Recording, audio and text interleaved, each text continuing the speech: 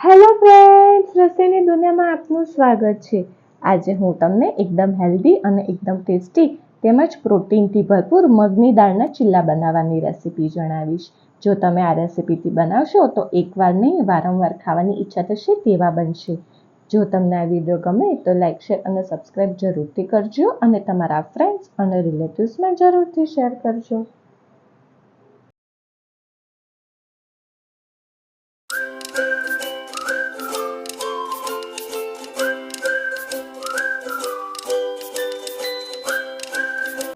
Friends, મગની દાળના ચીલા બનાવવા અથવા તો મગની દાળના પુલ્લા બનાવવા માટે થઈને 1 કપ મગની ફોતરાવાળી દાળને આપણે 2 થી 3 વખત પાણીથી ધોઈને 4 થી 5 કલાક પાણીમાં પલાળવાની રહેશે। તમે જોઈ શકો છો આપણી દાળ મસ્ત પલળી ગઈ છે। હવે આપણે આને ક્રશ કરીશું। એક મિક્સી જાર લઈશું, તેમાં આપણે આ દાળ એડ કરીશું।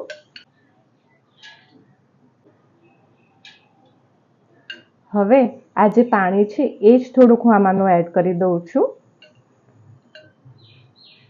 ક્રશ કરવા માટે થઈને આ જે પાણી છે તે જ હું એડ કરી દઉં છું। તે પછી 6 થી 7 કળી લસણ, 2 લીલા મરચાં અને થોડુંક આદું એડ કરીશું। હવે આ બધાને આપણે ક્રશ કરીશું। આવી રીતનું બેટર બનાવવાનું રહેશે, બહુ જાડું નહીં અને બહુ પતલું નહીં તે રીતનું। હવે આપણે આને એક બાઉલમાં કાઢી લઈશું।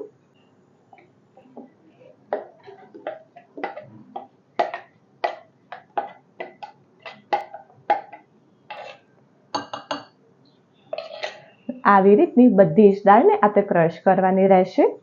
આ જે બીજી વધી છે દાળ તેને આપણે ક્રશ કરી લઈશું।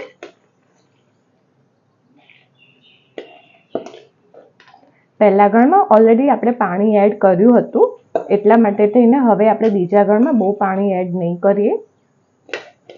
બેટર બહુ ઢીલું ન થઈ જાય તે વાતનું ખાસ ધ્યાન રાખવાનું રહેશે। બાકી રહેલી જે દાળ જે છે તેને બી આપણે ક્રશ કરી દઈશું। આમાં મેં 2 ચમચી જેટલું પાણી એડ કરેલ છે। આમાં તમારે મરચું, લસણ કે આદું કશું જ એડ કરવાનું નથી, આપણે ઓલરેડી પહેલા ગળમાં બધું જ એડ કરી દીધેલું છે। આને ફક્ત હવે ક્રશ કરવાનું રહેશે। આપણો આ બીજો ગણ પણ ક્રશ થઈ ગયો છે। હવે આપણે આને તે જ બાઉલમાં એડ કરી દઈશું। આમાં એડ કરી દઈશું।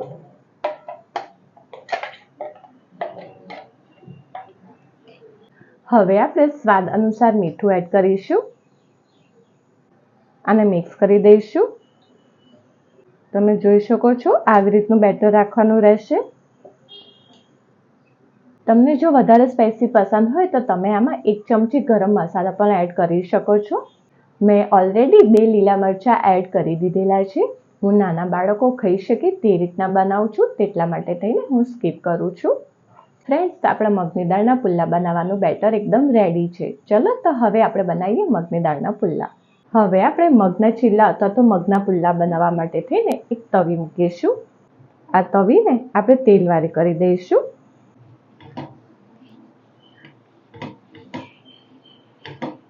તે પછી હવે આપણે આ બેટરને એડ કરીશું।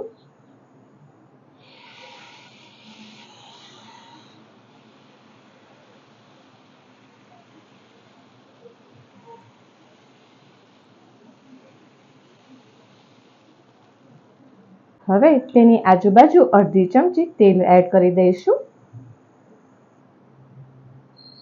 જો તમે નોનસ્ટિકની તવીમાં બનાવતા હોય તો તમારે જો તેલને સ્કીપ કરવું હોય તો તમે કરી શકો છો। હવે આપણે આને લો ટુ મીડિયમ ફ્લેમ ઉપર 1-2 મિનિટ થવા દઈશું। 1-8 મિનિટ પછી તેમાં આપણે સમારેલી ડુંગળી એડ કરીશું।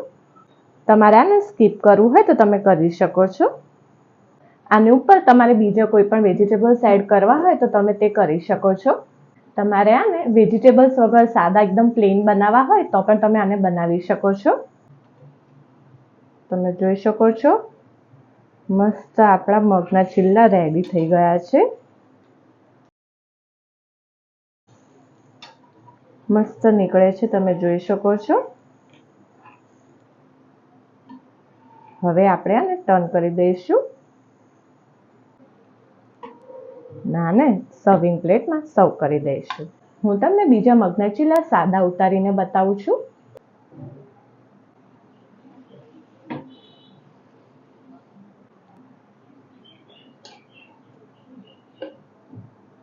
આના બેટરને આપણે એડ કરીશું આમાં.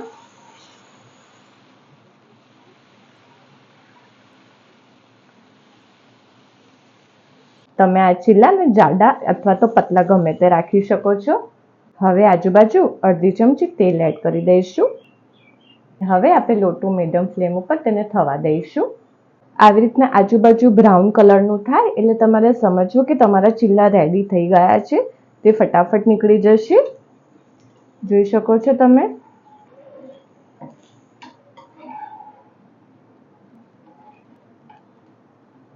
મસ્ત રેડી થઈ ગયા છે આપણા ચીલા. ને હવે આપણે આને સર્વિંગ પ્લેટમાં સર્વ કરી દઈશું.